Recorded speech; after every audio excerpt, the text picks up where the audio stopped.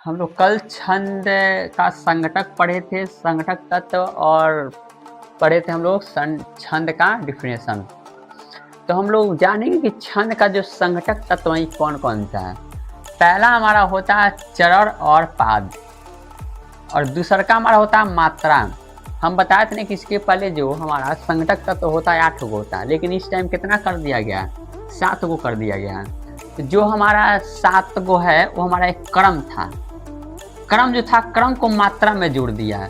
यहाँ पे क्रम या क्या हो जाएगा, मात्रा या क्रम हो जाएगा, मात्रा या क्रम। ये पहला हमारा चरण या पाद, दूसरा का हमारा मात्रा या क्रम, तीसरा का हो जाएगा वर्ड, चौथा हो जाएगा यति, पांचवा हो जाएगा गति। गति का अर्थ लय होता है। गति का अर्थ क्या होता है, लय। उसके बाद छठवां हमारा आ गया तुक, उसके बाद आ गया गढ़। गढ़ का एक सूत्र होता है, सूत्र को हम आगे पढ़ेंगे। पहला हम पढ़ेंगे कि चरण या पाद हम लोग किसे कहते हैं। तो छंद के कुछ पंक्तियों का समूह होता है, और प्रत्येक पंक्ति में समान वर्ण या मात्राएं होती हैं, उसे हम लोग चरण या हम लोग पाद कहते हैं। ठीक है, चरण या पाद किसे कहते हैं। छंद कुछ पंक्तियों का समूह होता है, और प्रत्येक पंक्ति में समान वर्ण या मात्राएं होती हैं, उससे हम लोग चरण या पाद कहते हैं। एक स्टेप और इसका देखेंगे हम। इसके प्रथम और तृतीय चरण को विषम तथा द्वितीय एवं चतुर्थ चरण को सम कहते हैं।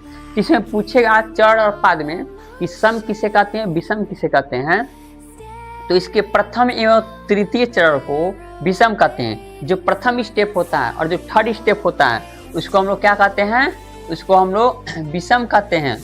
और जो सेकेंड और हमारा जो फोर्थ चरण होता है इसको हम लोग सम कहते हैं। यहाँ तक समझ में आया कि नहीं आया, तो आ गया तो यहाँ तक लिख लो तुम लोग सब कोई। अब हम लोग दूसरा देखेंगे मात्रा। मात्रा किसे कहते हैं, वर्णों के उच्चारण में जो समय लगता है उसे हम लोग मात्रा कहते हैं।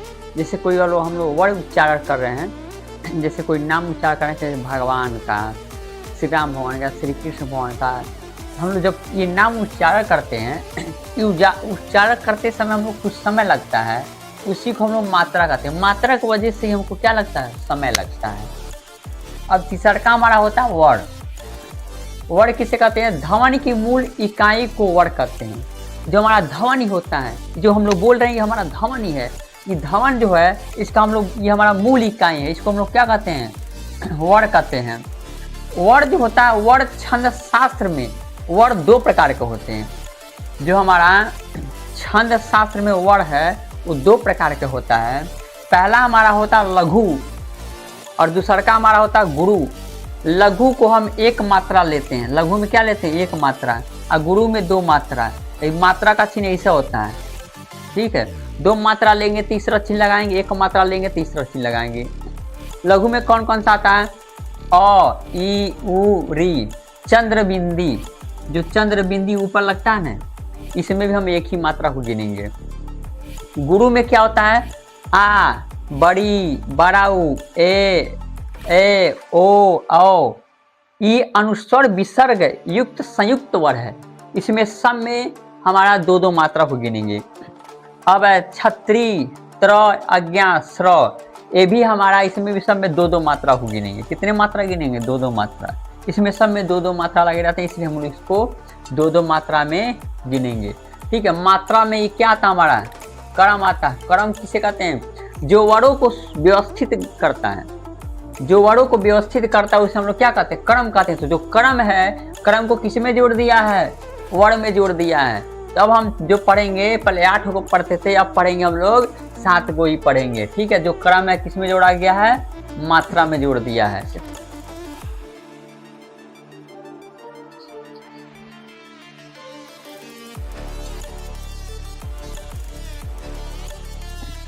अब हम लोग देखेंगे, तीसरा का पढ़ लिए, हम लोग चौथा पढ़ेंगे। चौथा हमारा होता है यति। यति किसे कहते हैं, छंदों को पढ़ते समय कुछ रुकना पड़ता है, उन्हीं विराम स्थलों को हम लोग यति कहते हैं। जैसे हम लोग कोई छंद पढ़ रहे हैं, जब हम लोग छंद पढ़ते हैं तो उसमें हम लोग को विराम देना पड़ता है। जो हम लोग विराम देते हैं उसी को हम लोग क्या कहते हैं, यति कहते हैं। पांचवा हमारा होता है गति। गति का अर्थ लय होता है। गति का अर्थ क्या होता है, लय। छंदों को पढ़ते समय मात्राओं की लघु अथवा दीर्घ होने के कारण जो विशेष स्वर लहरी उत्पन्न होती है उसे हम लोग गति कहते हैं। मान लीजिए छंदों को हम लोग पढ़ रहे हैं, छंदों में पढ़ते हैं तो हम लोग को खूब अच्छा लगता है, कोई दोहा आ रहा था तो बहुत अच्छा लगता है हमको पढ़ते समय। जब उसको पढ़ते हैं तो उसी को हम लोग क्या कहते हैं, लय कहते हैं कि कितना अच्छा राग में गा रहा है, चाहे लय कर रहा है। वही हमारा क्या होता है, गति। छंदों को पढ़ते समय मात्राओं के लघु अथवा दीर्घ होने के कारण जो विशेष स्वर लहरी उत्पन्न होती है उससे हम लोग गति कहते हैं। यहाँ तक समझ में आया कि नहीं है। और हम लोग पढ़ेंगे छठवां तुक। तुक किसे कहते हैं कि छंद के प्रत्येक चरण के अंत में स्वर व्यंजन की समानता को तुक कहते हैं। यानी जब हम लोग छंद को पढ़ते तो जो लास्ट होता है, अंत होता है, उसमें स्वर और व्यंजन की समानता होती है, समानता होती है, उसे हम लोग क्या कहते हैं, तुक कहते हैं। अब लास्ट होता है हमारा गढ़। गढ़ होता है अब गढ़ हम लोग कल पढ़ेंगे, ठीक है। बाकी अब आगे का कल पढ़ा देंगे, यहीं तक रहने देते हैं। बाकी 6 तो पढ़ लिए, अब 7वां हम लोग को पढ़ना है, ठीक है। यहाँ तक किसी कोई दिक्कत, गढ़ वाला को कल पढ़ा देंगे, ठीक है।